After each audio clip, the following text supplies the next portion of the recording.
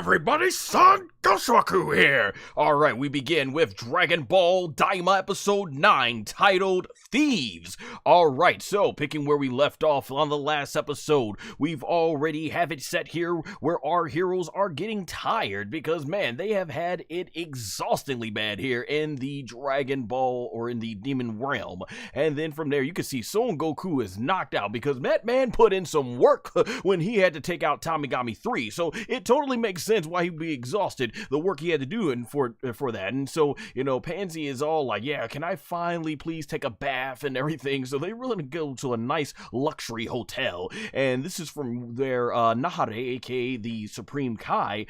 Basically, I think he comes up either, yeah, he's actually looking here at Pansy, coming up with an idea. I'm not going to use the actual shot they used for this because I don't think it was appropriate at all, given that Pansy is a child, even though she's 82 years old. I don't know why they do these shots, but nonetheless, Pansy goes ahead and puts on basically her sleeping cap onto Son Goku, with the idea being that, hey, it will draw less attention because people know in the demon world we're supposed to be looking for characters who have these very sharp ears. And then from there, you end up having Son Goku basically, you know, he's being covered as well, his not having pointy ears, because they're going to be looking for that, and they know they'll be looking for a kid with spiky hair. And so they end up getting to this fancy hotel. It looks pretty spooky, but hey, there you go, it's luxury, and there's Son Goku basically, and everyone's like, okay, hopefully we should be good for the night. And I think it's either these kaioshin is making the either him or Glorio, they end up making the idea that they should cover this Dragon Ball up, and so they put it inside Son Goku's bag here, and from there you close it, which is very smart. You know, why would you want to bring attention to yourself that you have something so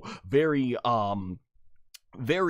something that's so very, I should say, valuable hanging around. And man, once again, I got to admire the artwork when it comes to the when it just comes to the amazing artwork of Dragon Ball DAIMA. Look how amazing that background is, just the sheer detail that they put in. And so we see our Goku and gang is walking forward, and here we go. As I said, I guess they don't have any official names, so as per what I called them last week, we have our first looks at basically Big Bird Reject and the Big Smurf that couldn't, looking on at our heroes. So Big Smurf that couldn't, basically, he's getting some ideas. They're looking, and you see over there, Big Bird Reject, he is just smiling. He's got something devious planned when he's looking at our heroes, realizing there's something valuable. And there you see Glorio. I like it. My man Glorio was on point, looking at you like, you mother effers, try something. I got you.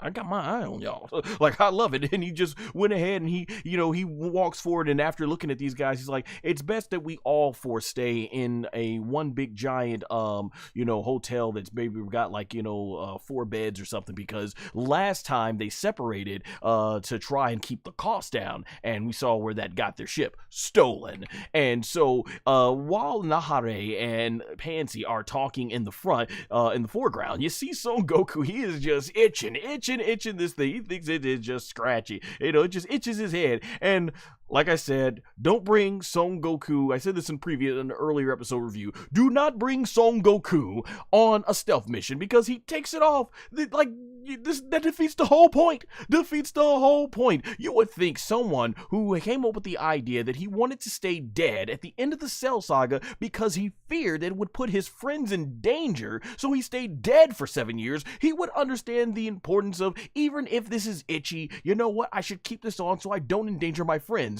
So I don't know. Goku got it there in the Cell Saga, but he's not getting it here. And I love that they realize, hold up, did Goku just do what I think he did? And yeah, he did. He took it off in plain sight, and Pansy's like, put that on right now. Goku's like, it itches my head. And she just, bam, slams this right on Goku's head and says, you keep it on. But it's too late, because here, Big Bird Reject and the Big Smurf that couldn't have found what they're looking for. And I couldn't be the only one that thought about this. Do you guys remember the bullies off of the, Power Rangers? I'm trying to think, what was their names? I forgot to write it in my note. There it is.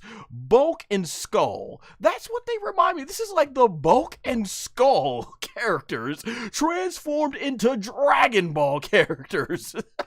I couldn't be the only one who thought about that. But those of you who grew up in America watching the Mighty Morphin Power Rangers in the 1990s will know what I'm talking about, because I know they weren't in the original Japanese version. So yeah, these thieves basically are like, oh, we saw it, y'all can't hide it, that's for sure. The spiky hair kid with round ears, that's the Dragon Ball, and they're looking at it. So, you know, he's like, oh yes, it is ours.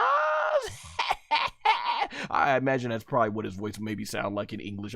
Oh man, I can't wait to see how the English dub's gonna do this. They are gonna have some fun with these characters. I just know. Oh my god, like this guy, I just picture this guy. Like I picture this guy. He's gonna like, oh, we're going to get those Dragon Balls.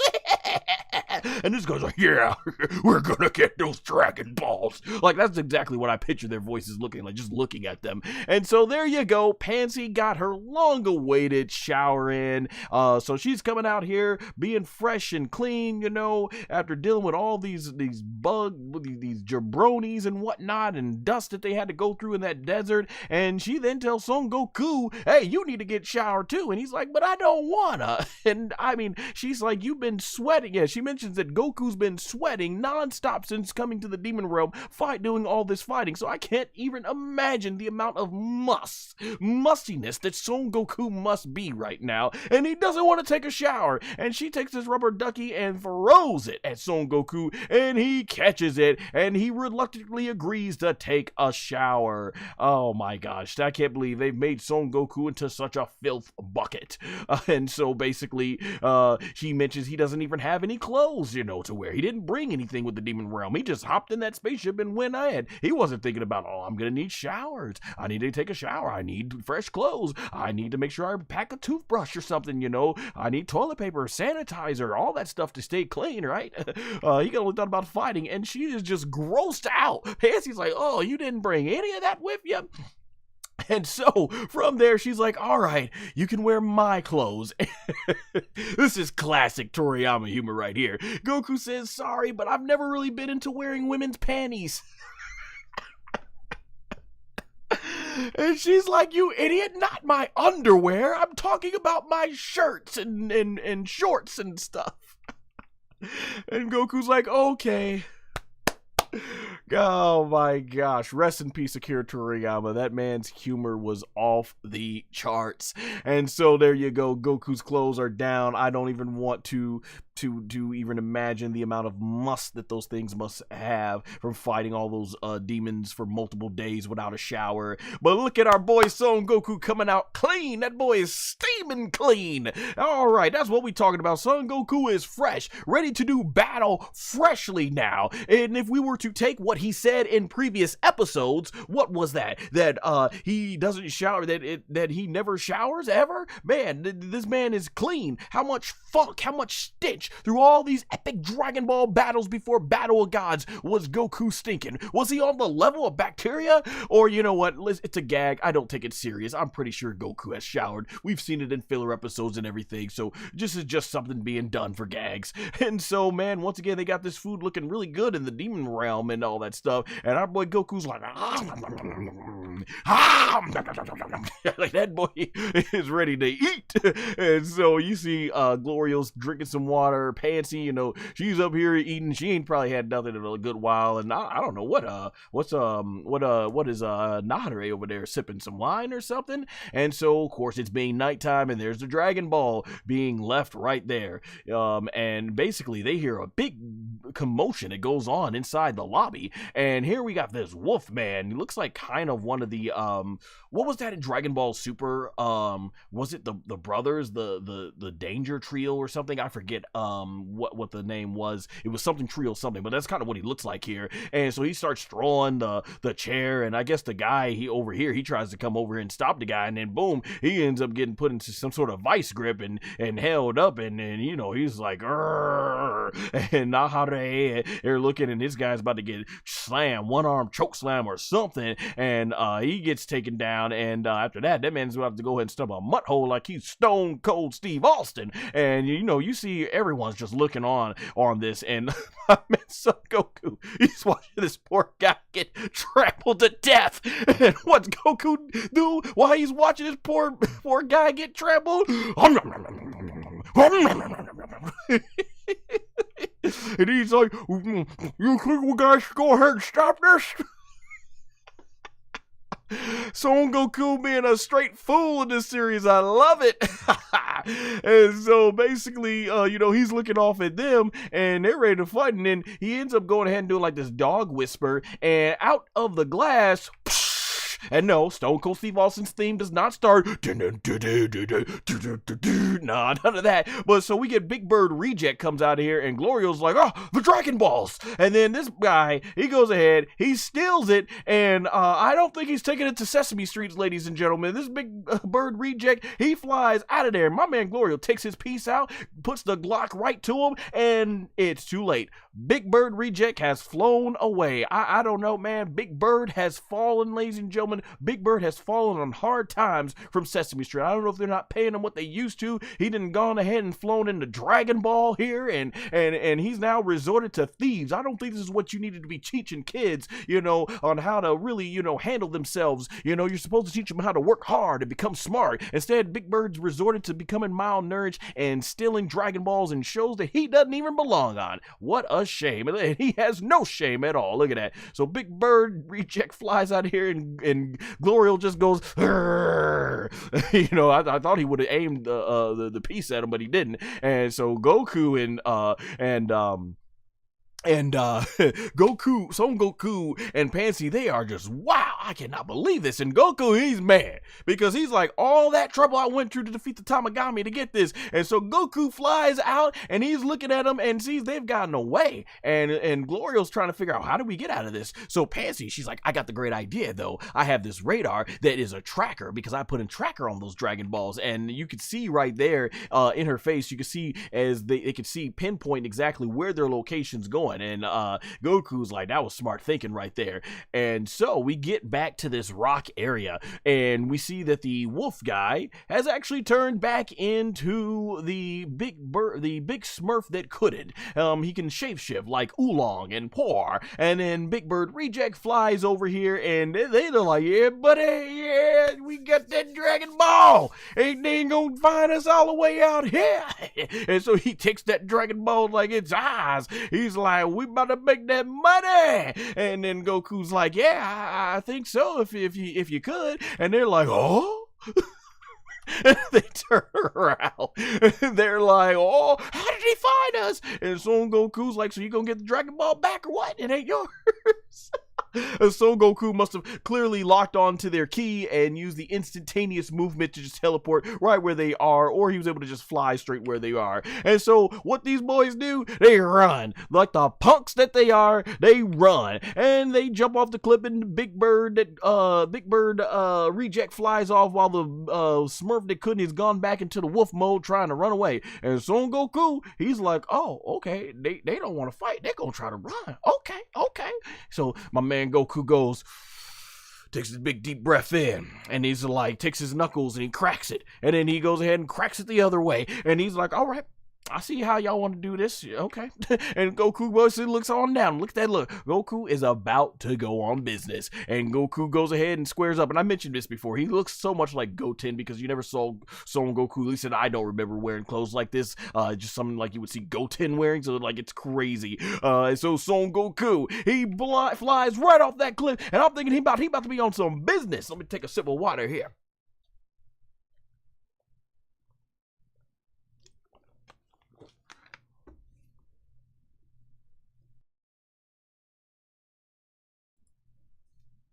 Alright, so Goku flies after them, and I'm thinking, easy work for Son Goku. And what does this guy do? Yoink! Apparently, he outspeed Son Goku, and he throws it to the Big Bird Reject, and Goku goes flying after the Big Bird Reject, and the Big Bird's like, hee, catch me if you can, and then he goes ahead, and this man turns in the air, and Goku misses.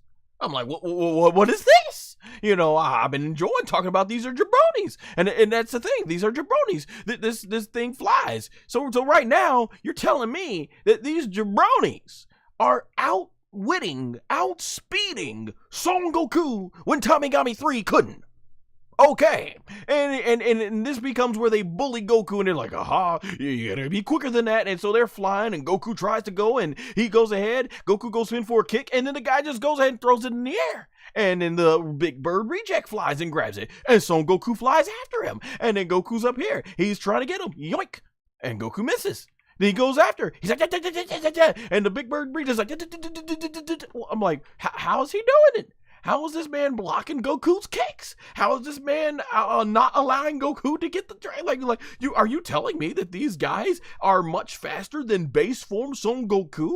Are you telling me that Goku has to put in that effort, put in that work after beating jabroni after jabroni after jabroni after beating Tamagami 3? He has to struggle with these fools, these jabronis. Oh my gosh, I'm like, what are you doing, Goku? Grab the Dragon Ball. And he's not. And this goes on for a lengthy time, ladies and gentlemen. Like it's not like, okay, let me power up and go after it. It's like, no, like Goku is struggling. He literally cannot grab this thing in the air. I'm like, what are you doing? Come on, you are a prideful warrior. Vegeta would be roasting this man by now. You're bringing a disgrace to our Saiyan race. You know he would. Goku's up here trying to throw bombs, and this guy flies away, and he's a jabroni. Ladies and gentlemen, a jabroni, and Goku still can't. It doesn't matter if he goes up this part in the sky, fly left, right. Goku cannot catch this thing, and this thing just flies right past, and this is like, oh yeah, you ain't nothing. And Goku, look at Goku, like, well, this is not right. How's the jabroni smiling? How is Son Goku struggling?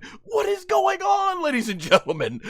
When I'm watching this, I was like, what is going on? And so Goku tries, and he pushes the Dragon Ball, and he misses, and the guy right here catches the Dragon Ball. Goku flies back down. He goes in for a kick, and boom, kicks the guy in the back, and that guy goes flying, and he's like, oh, I thought you had the Dragon Ball. And there's the Dragon Ball right there on the ground, and Son Goku finally grabs it, and he's like, now let's go. Can someone tell me why this had to take up multiple seconds of precious screen time on an anime series that's very short to begin with? Like what, Dragon Ball DAIMA was going to be like 20 to 25 episodes? I'm not one to complain about the pacing, but come on.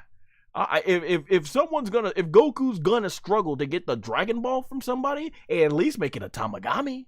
Why was so much time dedicated to base form Goku struggling with these jabronis? I don't get it. And so these jabronis, they're angry, and they're looking at Son Goku like they're gonna do something. And what did they do? They charged forward, and Goku is like, I'm ready, let's go. And then after that, Glorio steps in, and my man Glorio, he ain't playing. He comes in like Trunks about to encounter Mecha Frieza, and these guys stop dead in their tracks, and my man Glorio, he puts that finger in the air, acknowledging his tribal chief, Roman Reigns. I love seeing some love being taken to the world of WWE, and no, that's just me, the wrestling fan, talking. But yeah, after Glorio is done acknowledging Roman Reigns as his original and only tribal chief, he starts going ahead and gives us a little of that Palpatine action from Star Wars. Yes, but I don't think these guys are equivalent to young Skywalker.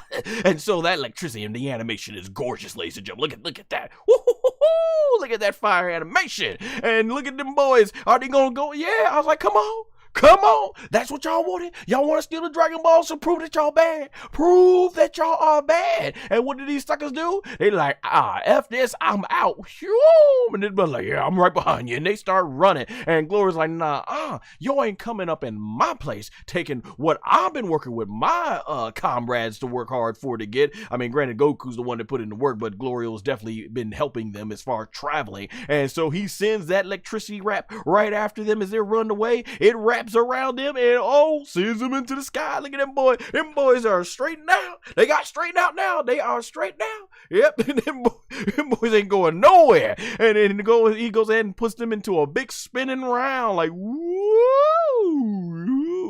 Around and around we go. Look at little the Big Bird reject wishing that he was back on Sesame Street now.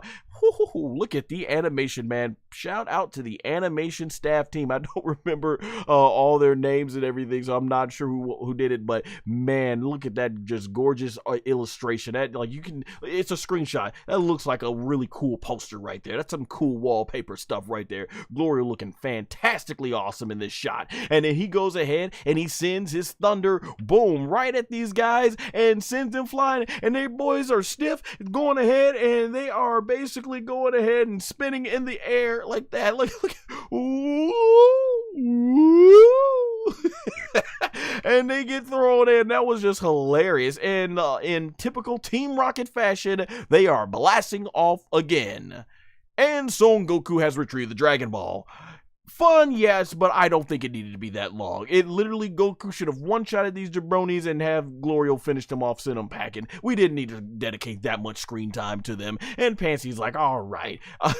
And so Glorio's like, okay, what should we do to make sure nobody else comes in to try and steal the Dragon Balls and everything from us? But I've actually thought right here, though, this is really cool right here. He also gives Pansy props and puts his fist out for a fist bump, and she's taken back because if you guys remember, he's kind of, I'm not sure if the word standoffish has been the type of word to use, but Glorio really hasn't been opening himself up a lot, basically. He's been kind of really distant, far away, saying only what he feels he needs to. Obviously, we know that secretly, us, the audience, knows that he's working with Dr. Arinsu. But here, this is like the first time he goes out of his way to show, some basically, some camaraderie. Is it camaraderie or camaraderie? That's the word, camaraderie. To his fellow comrades here. And Pansy's like kind of shocked, and then she smiles and extends her fist out, and we get a fist break. And I want to talk about the significance of where I think this might be going, because I don't think Glorio is exactly bad. He is mysterious. Yes, he's working for Dr. Arinsu, who seems to definitely be evil, but does he have his own agenda? And it feels like he's starting to form a bond. He's getting a close connection with these characters, and the fact that he went out of his way to give Pansy props and give her a fist bump when before he didn't want to tell her anything, kind of showed that he is growing a connection to these characters, and I wonder if that's going to play in the end. Perhaps he's doing this secretly to get at Dr. Arinsu. Could King Caden be the one that actually is on a mission to get Dr. Arinsu? And so it's kind of like, yeah, I'm here to work for you, Dr. Arinsu, but secretly I'm really working for King Caden on a secret mission. So yeah, I think this is very important. I think Glorio's going to end up being a good guy here because yeah, there's no reason to do that as they already trust him enough because they know that he knows his way around the demon realm. And so from here, I believe Pansy gets information back that, hey, your friends are definitely here in the demon realm. We'll just have to, go ahead and pick them up. And I think this is the part where they start wondering, who's going to look after for the Dragon Balls. And so this is the part where Son Goku realizes, like, hey, I'll look after it and everything. You all get yourself some sleep. And so Pansy, she's knocked out. Glorio and Nahare are knocked out. And I love this shot here. They do Son Goku. He's just going to stay up and train. And he's up here punching. And then it kind of fades where you start seeing his eyes start getting heavy, and Son Goku's barely able to stand. He's up here yawning. Yeah, he's up here yawning, got the tears coming out, and we get this part where Son Goku, he smacks himself, and he goes ahead and he smacks himself again, trying to stay up, and he is trying to, and then this shot was hilarious here, him just forcing his eyeballs to stay open because he needs that rest. And so the next morning comes, and there you go, Son Goku's knockout. He could not make it past the night at all. Believe me, I understand his pain as a content creator that also works a full-time job.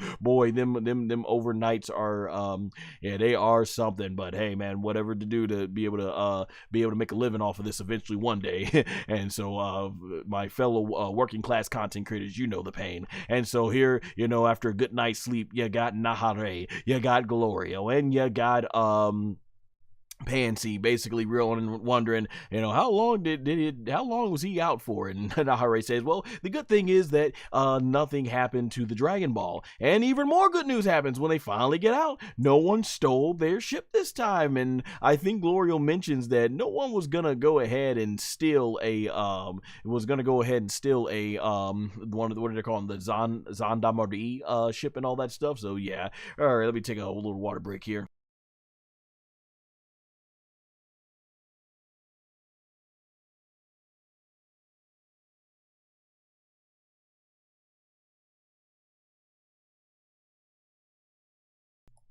Alright, so, as they get onto the spaceship, Son Goku wonders how much longer is it going to take before we get there, and Glorio says we're about 1 day away, so man, it takes a lot of time to travel. So from here, the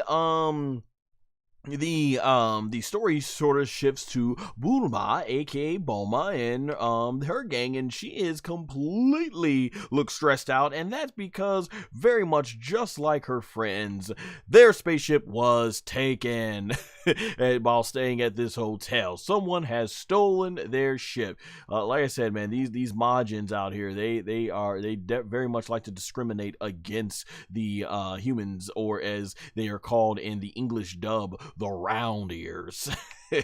And you have Hibiscus. He basically states that he thinks the reason why that their ship was stolen is no doubt because of the people that Vegeta beat up. And so Vegeta is angry, and what we get is a flashback. Oh man, ladies and gentlemen, I've watched Dragon Ball for since 1998. Man, over 25 plus years of watching Dragon Ball, and I never knew that I needed Vegeta fighting in a nightclub during a rave. Until now. Oh man, the animation right here was great. The great uses of purple and blue. And so Vegeta walks towards this guy, and they got his butt cheeks all right there in the way. And Vegeta's basically got himself some fries and a burger. And to be fair, Vegeta just, boom, brushes this guy's booty cheeks and keeps on walking. That guy's like, I know he did not just touch my booty. I know. He's like, hey, I know you ain't touching my booty, ain't gonna say nothing. So, obviously, this is the point in real life. If you brush somebody's side, you say, oh, my apologies, excuse me. But Vegeta, y'all know, he ain't got time for that. Vegeta just being rude as ever. So I'll say to this guy's point, he looked like he was enjoying his company with his friends. Vegeta, in this case, is the one starting stuff. And so this guy basically tells Vegeta, you gonna do something? And Vegeta basically standing right there. He looks back, like, what, you got something to say to me? And then it's like, yeah, I got something to say. So that guy goes for a punch, and y'all know Vegeta ain't one to play with. Vegeta don't play, right? We know that. And we've been waiting to see Vegeta get into action in Dragon Ball DAIMA here. And so my man Vegeta, he calmly closes his eye. He puts down his burger, and while in the middle of putting down his plate, without even looking, he catches this guy's fist. Nothing says you are effed up more than that. Like, oh man, he's not even taking you serious. That guy's like, what? And boom, Vegeta go ahead and side sweeps his arm, comes in with another fist. Oh, right in the gut. Look at how fast, got the blue and purple lighting going. And that guy is... he's gone to sleep. Night, dead. Put him in the coffin. Bury him in the ground 6 feet deep. Get the tombstone ready. That boy is gone. History. And this guy's like, oh, I know you didn't do my homie that way. And so he goes ahead when he gonna try to side sweep Vegeta, and Vegeta jumps. And then right there, look at my boy Vegeta. Vegeta got the knees up, and this guy, he ends up side sweeping a little bit too long, turns it into a high kick, and bam, hits his boy right there. His homie got hit and goes down like, oh, boom, right in the back. And this guy's like, oh, no, you ain't. I'm about to come in right now for you. So we thinking Vegeta off guard. And look at that boy. Vegeta, he goes in. He's like, and Vegeta's like, and just over here dodging, like, who, dodging like when he was fighting, Pui, aka, I think it's Pui, aka Pui, in the, dub, and, from there, from the early Majin Buu saga, and my man Vegeta steps on this guy's hand. Oh, this guy trying to chop Vegeta, and Vegeta instead said, I'm gonna use your chop as a stepping stone, literally. So he goes ahead and does a big turn and twisting back, and look at this, Vegeta moving so quick in the air. He's like, this boy don't even see I'm coming for him, and this guy right here still still in position, thinking he about to chop Vegeta. Look behind you, dude. Look behind you. He's like, oh, it's too late. Vegeta comes right in. Bam! Kick right in the glasses, right in the face. Oh, boy is knocked out. And then the guy comes in right behind with Vegeta, thinking he can score one before Vegeta lands. And Vegeta, well, nah, he's like, okay, I'm landing. Nah, I got my fist up in the air. And then look at Vegeta. He already blocked his shot. Comes in with another right. Bam! Or no, that was a left. Comes in with the left. Oh, look at the boy. Oh, he is gone. And then we get the zoom out, which looked like it looked like did it be like the animation quality looked clean here, and then out of nowhere it's like super zoomed in, and that boy's eye is gone. Like he is done. And we zoom out and look at them. All them boys are knocked out, and Vegeta ain't even landed on the ground yet. They fall to the ground, and Vegeta stands there looking peace, calm, like what's up? And then from there grabs his plate and keeps on moving. He's like, I got a meal to enjoy. And they are shocked. They're like, oh, ain't nobody effing with him today. And Vegeta, thinking like these people are scum. But like I said, this is different. This like I said, I kind of see where they were coming from. Vegeta did rudely brush them away side and didn't say sorry. So on this, Vegeta kind of on them the reason why Vegeta attacked them and stuff. And so from here, we get to the part where they're wondering what the heck are we going to do? And, how Hibiscus, he comes up with the idea, well, until, your friends arrive with the other spaceship, we can play this game called Zombies. And he points up to this gorgeous looking tree. And Bulma, aka Bulma and Piccolo, they don't want none of that game. And they're like, I am done. It's going to be really cool to see Nassim, who plays Piccolo in the Funimation, or now the Crunchyroll dub, I should say, of Dragon Ball DAIMA. I can't wait to hear his lines for this. And then during this, we get the Dragon Ball, not the Dragon Ball, we get the eye moving. And this is where Bulma realizes that the eye is moving on his belt buckle. And this is where I'm wondering, is this the third eye that we've been hearing so much about that Goma thought he should have gone after? So I bet this belt is going to play a very, very important role later on. And so we get Bulma. She is completely freaked out by this, and he's like, yeah, this dragon, he's basically like, this Dragon Ball moves on its own. And so speaking of Goma, we end up getting towards back to his tower, and just amazing background. Like, I cannot stress the amazing artwork, time, and attention and detail that went into these amazing backdrops for Dragon Ball. So much more detail indeed that was put in here. I think Toriyama probably designed all these backgrounds. Tremendous, man. Toriyama's artwork amazing. And so we get Goma here, and essentially in this conversation, he learns that, hey, the outside world guys that we turned back into kids have come back, and he's thinking, oh, they must be back for Dende. And Dagetsu actually mentions that they are actually after the Dragon Balls, and he can't believe it. He's like, what? The Dragon Balls? And he's like, there's no way. And he puts his staff down, and here you see Dagetsu gets super scared, and he's like, bow. He's like, oh, yes, sir. So much. And it's like, wow, this is the first time we're seeing how much Dagetsu fears Goma. This is like, when Nappa was trying to disobey Vegeta's orders, and Vegeta's like, Nappa, come down here now. He's like, yes, Vegeta. And Piccolo's like, it really makes me scared, uneasy that the big guy seems afraid of the little guy. I remember that scene. And Dagetsu just gets chewed out here with Goma getting his head big, almost literally getting his head chewed off basically here. And what's going on here is Dagetsu, he's afraid to let him know that they've already defeated Tamagami 1 and have secured one of the Dragon Balls. And Goma is absolutely irate. He cannot believe this, and he wants this fix immediately. So the plot is thickening here, because now they're realizing, as kids, how are they even strong enough to defeat the Tamagami? He's figuring like by turning them back into kids, they won't be as strong as they were before. But obviously, he completely underestimates the adaptability of the Saiyajin race, and that's what it is. All right, take a little sip of water here.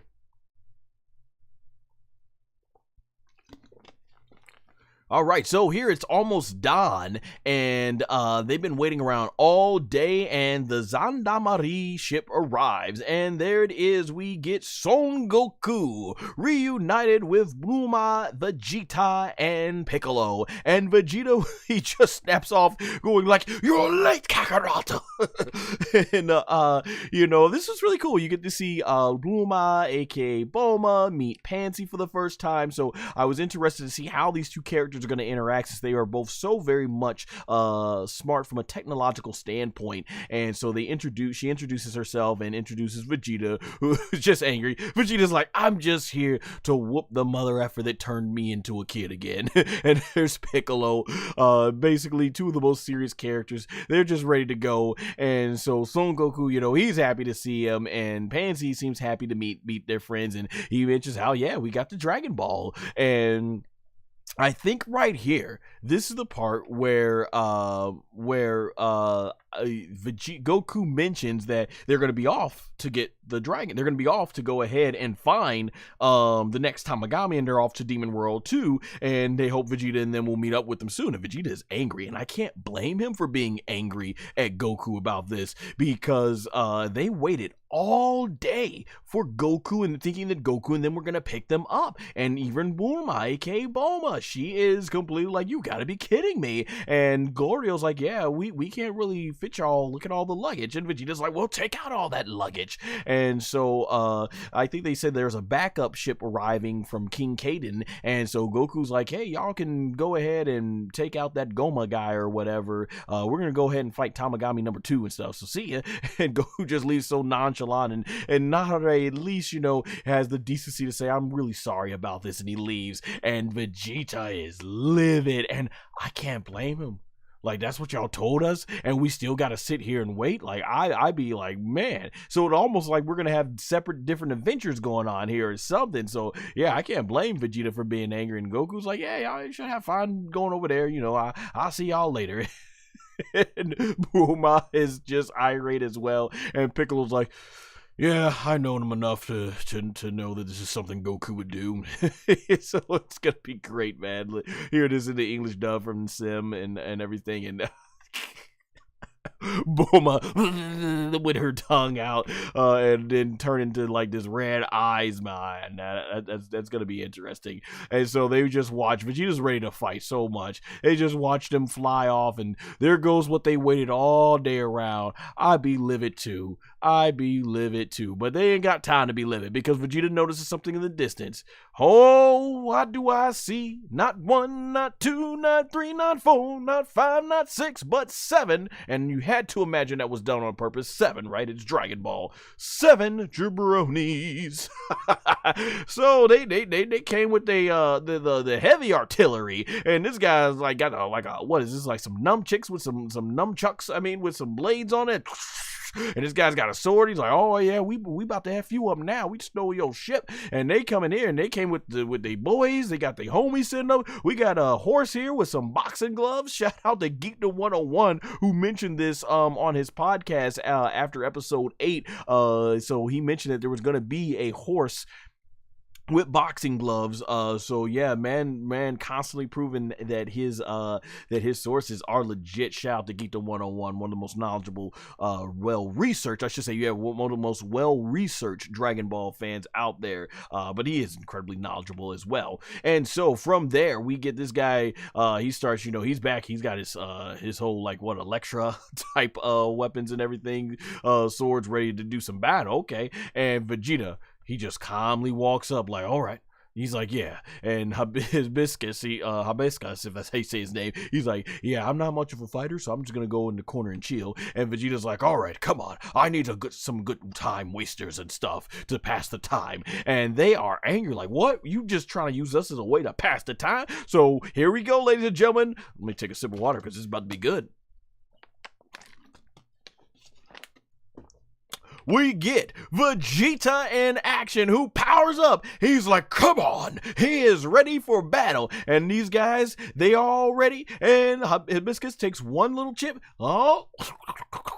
And they're like, "Attack!" attack, and then here they come, Vegeta on guard, and so Vegeta flies right, go ahead and match this dude. Guy goes ahead, swings, and Vegeta's like, that little point ain't gonna do anything to me. Boom, dodges out of the way, and then the guy's like, what, how? And then Vegeta pulls his fist back. This is done in slow motion. Bam! Right in the cheek. Knock this guy out. Boom! Vegeta punch him like he stole something because he did. He stole their ship. Vegeta punching him like he exactly stole something, which he did. This guy bounces off the ground and then flies into the camera. He is gone. And then Vegeta comes in with another kick. Side sweeps this guy. Oh, this guy, he's like, I got some nunchucks for you. Like, here we go. So goes right ahead. Vegeta goes ahead and dodges. Like, whoo. And then he goes, whoo, gotta be quicker than that. Oh, no, gotta be quicker than that.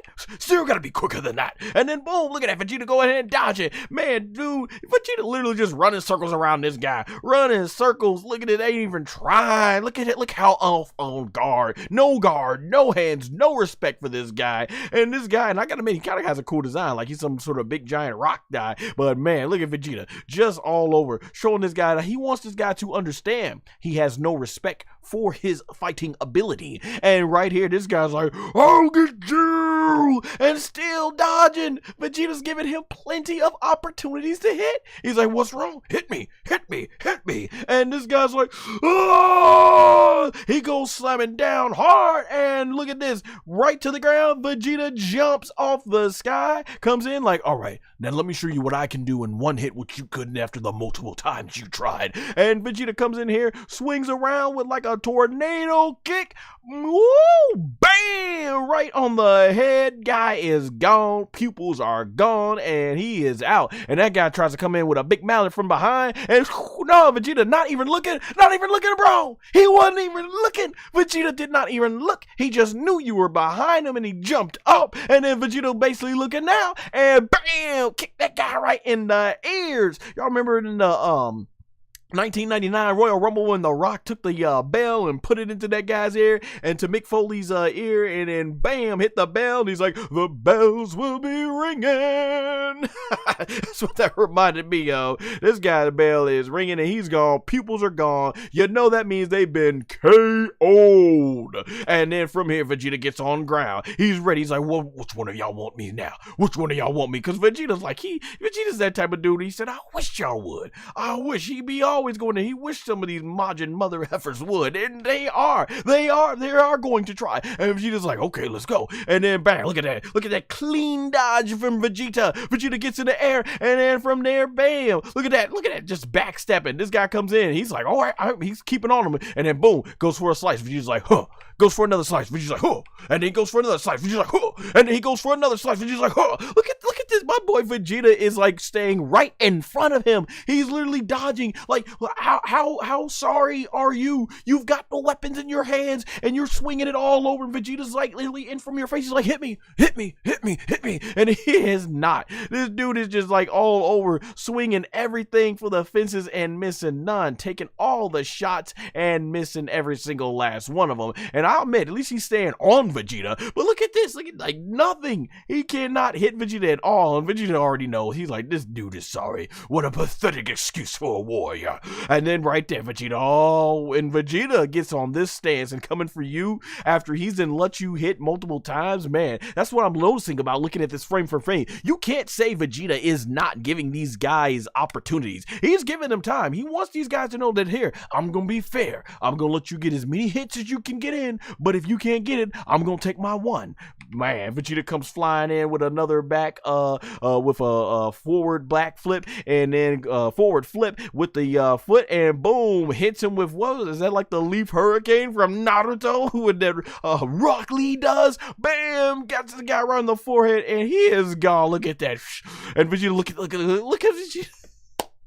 Vegeta turning into Petita, right? We had Petty Cool, we got Petty Vegeta. As this man flies down, look at Vegeta getting right in this man's face. What is he probably telling him? You know, I once wear pink shirt like that. And then the guy falls down to the ground.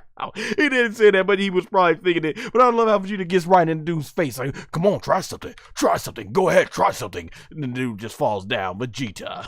And Vegeta is ready. Like, who wants some else? Who else wants some? And so this guy comes in trying to be his son. He gonna be like, okay, I'm gonna do a Trunks and slice you in half like he did Frieza. And Vegeta's like, nope. And flips back behind this guy. And while in the air, Vegeta turns a 360. He looks the other way and comes back with a huge, another dynamic entry kick. This guy, all right, you better turn around. Boom. No, he's too slow. My bro was too slow. Had all the opportunity in the world to turn around and try and dodge. He couldn't. So slow, he's still thinking he looking at Vegeta in front. He ain't there, bruh. Boom. You feel him though. He's there on the back of your head. Look at that body. Sends the shivers. The shivers all through that boy's body as he goes flying down. Once again, the eyes go, the pupils are gone, meaning he's been KO'd. And right there, oh, I love this shot. Vegeta, to show his dominance and he makes sure he sends a message to these other jabronis. He puts this guy, his foot down on this guy and was like, do you understand what you're dealing with? Come on. And he wants y'all to understand where it is. And this guy, he barely got another. He's like, what are you doing? Stop them! Trying to use every ounce of energy he has for this guy. And this guy's like, oh, he is scared. And you can't blame him. And he's like, huh? And there goes Piccolo. You know, this remind me, it looks like that dude from the fourth movie. Was it called Super Saiyajin SonGoshuaku, aka Lord Slug in the dub for America? Oh, that guy that Piccolo kicked off the roof, and then he ran into the store, and he's like, the perfect place for a sneak attack, and Piccolo just went through the roof and then still blasted dude out the door. That's what this guy reminded me of. So we said Piccolo get into action, and bro, Piccolo is a master tactician fighter. This man is one of the smartest fighters in the universe. What you gonna do? You better know your technical ability and be able to be a good strategist. And what does he do? He goes ahead and swings. Piccolo dodges that stuff, flies right behind this dude. What a bumblebee sleep on. I mean, come on, bro. Are you trying to do like the American dream, Dusty Rhodes? You are not that legend. Dusty Rhodes is a legend. You are not trying to be slick and take his polka dot design and turn it into a bee design. Nah, you ain't it. But look at my boy Piccolo coming right here with the right hand, pulls right in, boom. Once again, these guys are too slow. They are too slow. Bam, punches him right in the back of the head, and he goes down on the ground. And this horse is like, woo. And Piccolo look how awesome Piccolo looks. He turns right towards the horse like, okay, what you gonna do? Looking where like, what you gonna do? And the horse like, ugh. So from here, this horse, he starts to go and gets on guard. He's like, okay. He said he starts going to go ahead and box it. And then he starts, making these noises. And then Vegeta basically comes right behind him like, I know this fool ain't thinking he up here trying to be Muhammad Ali or Mike Tyson. So then Vegeta, he gets on stance. And the way the animation was, Vegeta basically just crawls in. And then right here, he doesn't go in for the attack. He basically goes ahead and he measures his distance. Vegeta. That's right. We had Petty Kuu and we had Vegeta because Vegeta had to put in that petty work. He could have knocked this guy out, but he goes ahead behind him and he measures his distance, and the horse is like, what is that? Like kind of like a monkey. And then from there, boom, Vegeta comes right in, bam, measures the distance. Remember, he could have knocked this guy out, and then Vegeta gets ready, and then the guy goes in, and then boom, Vegeta, bam, just boom, bam. No, he just goes in, boom, hits the guy right in the chest, right in the back, and that horse goes like, bam, knocks him out. Boom, look at that. Boy is gone. All of them fall in. Knock this boy out in the raccoon position. You got knocked out in the raccoon position. Falls on the ground. Vegeta is out. Vegeta has that boy out. All of them succumbing to Vegeta. And there you go. Vegeta showing these jabronis he ain't one to be messed with. And at the end, he hits them with the line, they weren't even a suitable time waster. Dang. He said y'all couldn't even waste the time properly. Oh, you gotta love Vegeta, man. It was great to see Vegeta in action. And then from here, we get Hibiscus. He even roasts them, saying, "Oh, I didn't even I didn't even get a chance to finish the rest of my chips." And Vegeta picks this guy up because that was the guy that started it. He was the main one that started. He's like, attack! So Vegeta pulls him up. He says, now you ought to tell me exactly where our ship is. And that guy's like, yes, sir. Yes, we hit it over there, sir. Yes, sir. Like, we don't want no more. Just don't hurt us. We hit it right over there. That boy has learned his place. Vegeta taught that boy his place quickly. Oh my gosh. And you have Bulma, aka Bulma, aka Bulma. At this point, she's like, oh, the demon realm is such a horrible place, man. All right, let's take a sip of water because that was some action packed right there.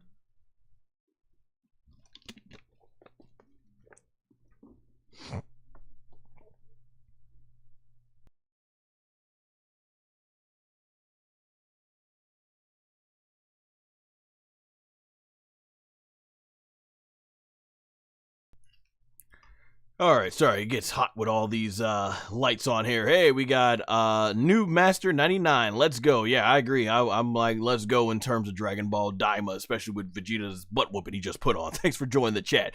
Once again, beautiful artwork. I love the artwork. Oh my gosh, man, this is great. So here, this is interesting, and this is probably going to be the most talked about part of this episode right here. So we get Dr. Arinsu, and I think her name is Marba. Yeah, the witch basically that we found out is the true creator of Majin Buu. So they're basically looking here, basically conjuring up because they've mixed what was it, her spit in there with the essence of Majin Buu and all that stuff. And so Marba, it mentions that she has a few Cyberman, known in the Funimation dub as Cyberman seeds. So man, this is talk about a throwback. We haven't seen these seeds since early Dragon Ball Z, when Nappa and Vegeta planted them. So apparently they may have gotten this from the demon realm. So that's going to be interesting to see if there's any correlation between the demon realm and the Saiyajins. So from there, Marba says we're going to use the Cyberman as a base. So she ends up throwing it into, or gives it to Dr. Arinsu, who she tells her, just go ahead and dig a little tiny little hole for it. Don't put it too deep. And so Arinsu, she goes ahead, she puts it and covers it up, and then Marba, she ends up going ahead and pulling water into it, and from there the green glow starts. And they said this ingredient should make the new Majin Buu that they're making. This should definitely go ahead and make it more controllable, because that was the issue. They couldn't control the original OG Buu. And so you get this green stuff, rock starts coming out over there very quickly. And from there, it explodes. And here we get our first look. So we're seeing the shoulders. We're seeing the fists. We're seeing the pants. And we're seeing the face. And there we have it, ladies and gentlemen. The new and improve Majin Buu. Ladies and gentlemen, as The Rock would say, I want you to take your fat boos. I want you to take your thin boos. I want you to take your super boos. I want to take your super boo fusions. I want you to take your muscle boos, your kid boos. You take all them, shine it up real nice, and you stick it up that hole known as HFIL, because right here we have the definitive Majin Buu, the true Majin Buu. And so we get our looks at him. There he is in all his glory, the new Majin Buu, based off the Cyberman. If you want my thoughts on this, if I were to take what Stone Cold Steve Austin said in 1996 in his battle leading up to the battle with Bret the Hitman Hart, and if I were to take what Michael Blackson's character in the Next Friday movie from the year 2000 said, it would be something that, in terms of my opinions of this form, is that if you were to take the word hit and put the word S in front of it, then you would understand why, like Michael Blackson's character Next Friday, I can't get jiggy with this. Why is bro up here looking like what was that phrase that Tiffany used in the opening scenes of The Bride of Chucky when she put Chucky on that guy's body when in the bed? Yeah, I remember it was, yes. Why in the world does it look like Paikuhan, aka Paikon, a Cyberman, and Majin Buu all had a menage a trois in 9 months? This sucker popped out.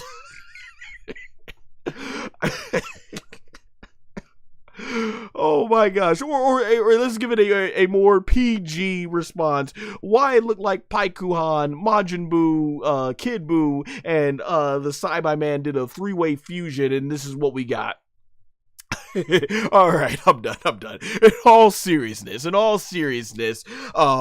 man, here's my thing. Yeah, he looks whack compared to the OG Majin Buu, Kid Buu, all the forms of Buu. But let us not forget Fat Buu. I'm pretty sure Fat Buu didn't look like much of anything, but boy, did Toriyama know exactly how to make Fat Buu end up being menacing, even though he had that childlike presence and personality and was like all, big and bubbly and all that stuff.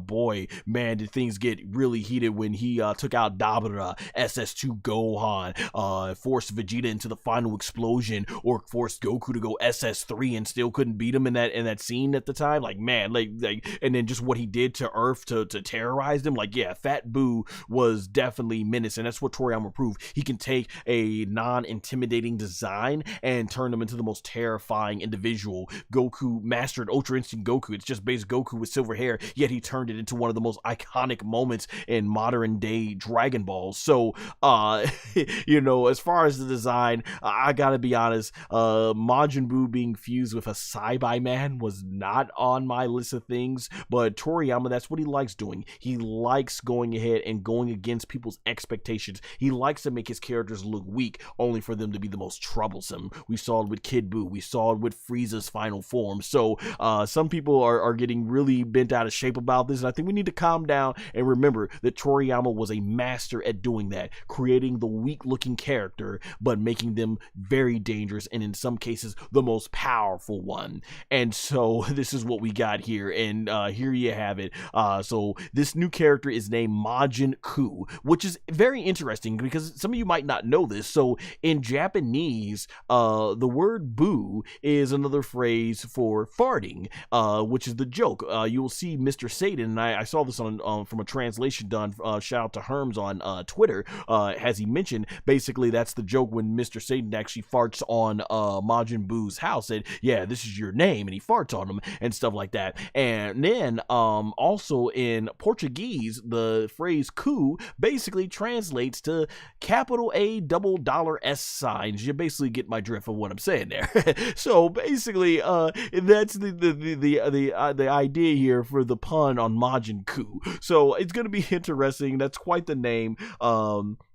Yeah, but he definitely comes off like a reject looking Kid Buu and sounds like a reject Kid Buu. And so here, Dr. Arinsu demands, she gives her first order: you are to go and face Tamagami number 1 and retrieve the Dragon Ball and bring it back to me. And Marba is like, you really want to send him after the most powerful Tamagami right off the bat? And so she ends up mentioning how if he can't defeat Tamagami number 1, then basically all of this was for nothing. And so Majin Kuu, he's got this serious face. He then smiles, looks up, and he says, "Understood."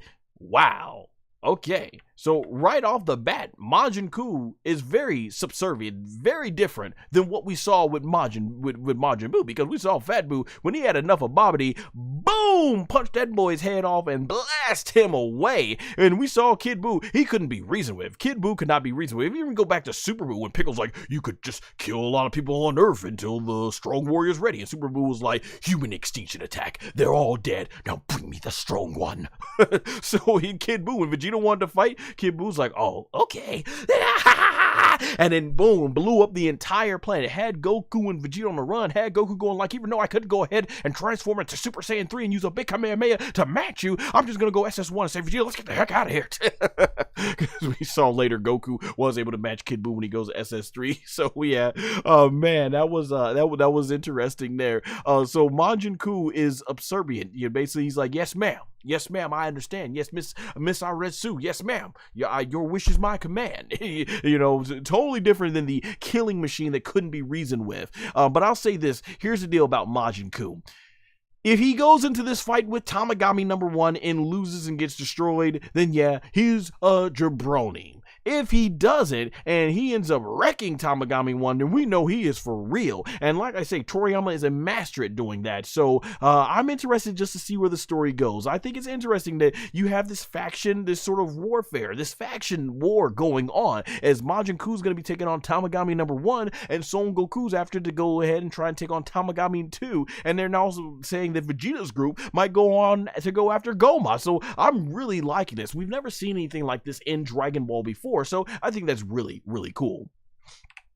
And we get our next episode preview, which I gotta be honest with you guys, I think is the weakest episode preview. We have Bulma, aka Bulma, basically filling her cheeks because she must have put something on that she feels makes her face look younger, and she is ecstatic, and she just can't believe how nice the skin on her face look. And Hibiscus is looking at her like, okay, and that's where the episode ends.